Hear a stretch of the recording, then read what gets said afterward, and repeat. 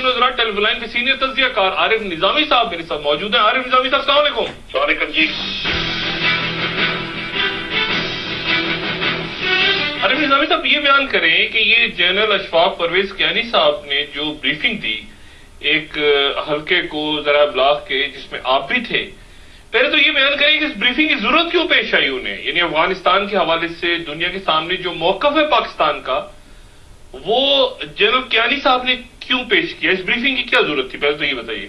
कि जो वजह तस्वीरें वो तो ये थी कि जी ब्रसल्स में उन्होंने जो लेटर कमांडरों से मुलाकात की और मेरी इतनी इत्तला के मुताबिक उनकी अमरीकी कमांडरों से भी मुलाकात हुई, जिसमें जनरल पेट्रेस और माइक मुलन और ये मैक्रिस्टल भी थे।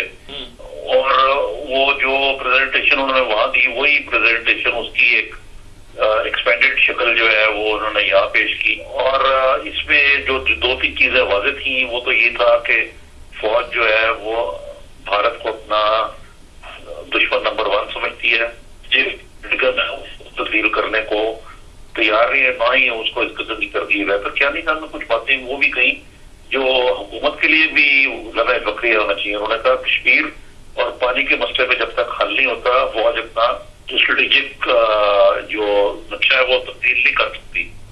तो इसका मतलब है कि एक किस्म का उन्होंने अंदिया दे दिया कि अगरचे तो देखा जाए तो टेक्निकली स्पीकिंग क्या फौज को अपना आगे बताती है कि वो किस किस्म की खारजा पॉलिसी परसू करना चाहती है, लेकिन फौज ने जिसको रेड लाइन होती है वो ड्रॉ कर दी, जो कियानी साहब ने यूज भी किया कि हमारी ये रेड लाइन है कि भारत का अफगानिस्तान में कोई रोल नहीं होना चाहिए, भारत जो है कश्मीर और इस पे बातचीत करे, फिर हम आगे बढ़ सकते हैं, हम अच्छे तल्लुकात के लिए तैयार है। ये बताएं कि उन्होंने भारत के हवाले से वाज़ेह किया, उन्होंने कोल्ड स्टार्ट ऑपरेशन का भी जिक्र किया कि वो जो मोबिलाइजेशन तैयार भारतीय फौजों की जो पूरी एक हिकमत अमली है कि वो बड़ी तफसील का जिक्र किया और बल्कि समझाया कि वो होती क्या है कि वो पहले अटैक करेंगे फिर मोबिलाइज करेंगे, और उन्होंने तशवीश का आगाज किया जनरल कपूर। और उसमें गालिबन ये है कि हमें पाकिस्तान को न्यूक्लियर वेपन इस्तेमाल करने का भी मौका नहीं मिलेगा, यानी उन्होंने ये रख के तैयार की है अपनी कोल्ड स्टार्ट स्ट्रेटेजी।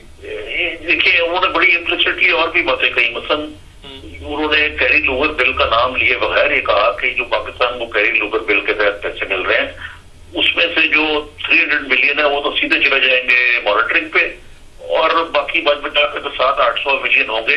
और उन्होंने कहा कि मैंने ये अपने अमेरिकन मेहमानों को ये बावर कराने की कोशिश एग्रीमेंट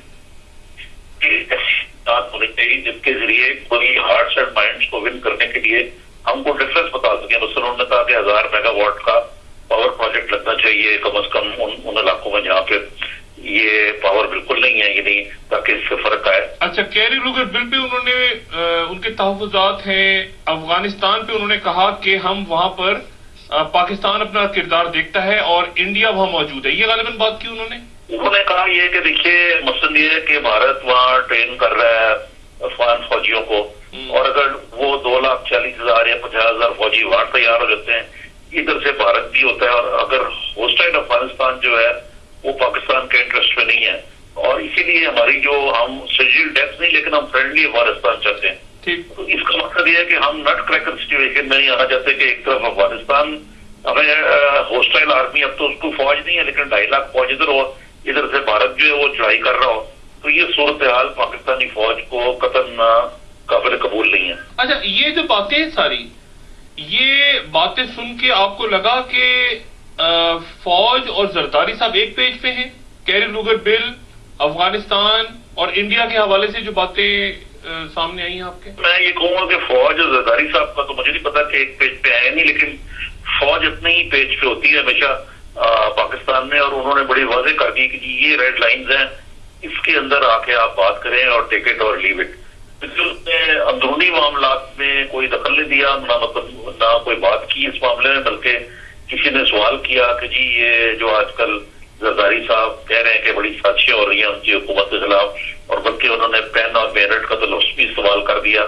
तो कियानी साहब ने सवाल का जवाब देने से इनकार कर दिया, तमाम उन्होंने ये इजाफा किया कि मैं सवाल का इससे जवाब नहीं देना चाहिए चाहता कि हम इसमें मुलव्वस ही नहीं, हम कुछ नहीं कर रहे, हम तो जमहूरियत और जमहूरी अदारों में पूरी तरह यकीन रखते हैं। लेकिन उनकी बॉडी लैंग्वेज बता रही थी कि वो इस किस्म की इंसिनुएशन पे कोई इतने खुश नहीं है कि फौज जो है वो अगर एक तरफ ये वजीरिस्तान और स्वात में, जिसका उन्होंने बड़ा फख्र से जिक्र किया कि बड़े खासा नुकसान फौज ने उठाया, वो उसमें नफरत आजमायत, उसको भारत की धमकियां मिल रही हैं, तो उनको खामखा घसीटा जा रहा है इस मामले में जो अदली और जरदारी साहब के दरमियान चल रहा है। लेकिन जरदारी साहब हर थोड़े दिन के बाद नोडेरो में उन्होंने कहा, फिर उन्होंने कलम और संगीन कह दिया, तो जरदारी साहब ही क्यों कह रहे हैं फिर? जो पहला नोडेरो में कहा था ये उस वक्त आया था अबूरी फैसला, यानी मुख्तसर फैसला आया था, ठीक है। तो उन्होंने कई दफा कहा कि साजिश हो रही है।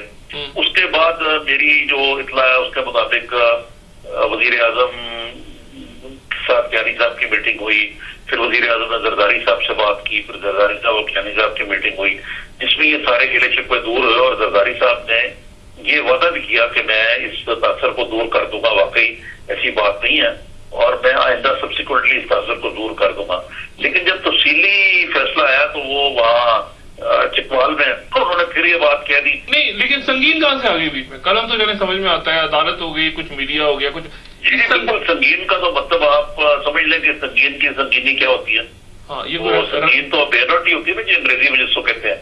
हाँ, तो वो क्लियरली इशारा इसी तरफ था और जिसको पसंदीदगी की निगाह से नहीं देखा गया। लेकिन मेरी ये भी इत्तला है कि उसके बाद फिर ये अंदिया दिया गया कि जी हम यानी प्रेसिडेंशियल कैंप की तरफ से कि हम कोई हमारा ये मकसद नहीं था, हमारा ये मकसद नहीं था।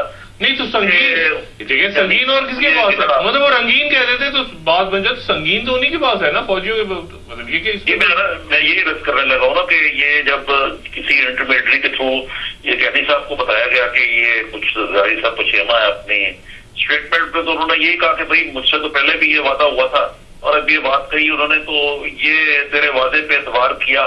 तो ये मामला जो है जरूर एक ट्रस्ट डेफिसिट जरूर मेरे नजदीक यानी इत्तेमाद का फुकदान इन दोनों अदारों में पैदा हुआ है। हारून निज़ामी साहब बहुत शुक्रिया, इंशाल्लाह इंसाफ से बात होती रही। ख़वातीन और हज़रात, एक छोटा सा वक्फा और वक्फे के बाद सीनियर तज्ज़ियाकार सलीम बुखारी से।